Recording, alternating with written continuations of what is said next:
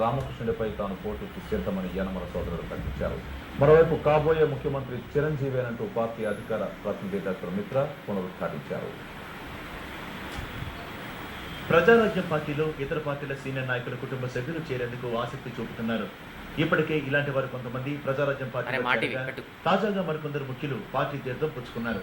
TDP senior నేత యనమల రామకృష్ణుడి సోదరుడు, తుని నియోజకవర్గం ముఖ్య నేత యనమల వెంకట్రావు, అతని కుమారుడు రాజేష్ ఇరువురు ఈ రోజు చిరంజీవిని కలిసి పార్టీలో చేరుతున్నట్లు ప్రకటించారు. పార్టీ ఆదేశిస్తే సోదరుడు రామకృష్ణుడిపై తన కుమారుడు రాజేష్ ను పోటీకి పెట్టనున్నట్లు వెంకట్రావు తెలిపారు. అలాగే టీడీపీ మరో పొలిట్ బ్యూరో సభ్యుడు ఎర్రబెల్లి దయాకర్రావు సోదరుడు ప్రదీప్ కుమార్ రావు కూడా తీర్థం పుచ్చుకున్నారు. చిరంజీవి, పవన్ కళ్యాణ్ ఆశయాల నుంచి ప్రజారాజ్యంలో చేరుతున్నట్లు ప్రదీప్ వివరించారు. అలాగే పార్టీలో చేరేందుకు పలు జిల్లాల నుంచి వచ్చిన నాయకులను చిరంజీవి పార్టీలోకి ఆహ్వానించారు. 83 నుంచి మొన్న తెలుగుదేశం ఓడిపోయేదాకా కూడా నేను సభ్యత్వం కూడా ఓసారి తీసుకోలేదు. నేను ఎప్పుడు కూడా క్రియాశీలక ఓ మండల కార్యదర్శి, గ్రామ కార్యదర్శి, నేను ఏది పార్టీలో పనిచేసినట్టు కాదు.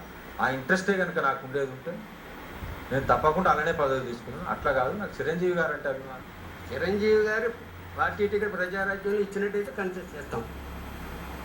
ఎవరున్నా ఉండొచ్చు టీడీపీలో అయిన కాదు, ఎవరున్నా రామకృష్ణ గారి పోటీ ఏంటంటే కాంగ్రెస్ వారు ఉంటారు, కమ్యూనిస్టులు ఉంటారు.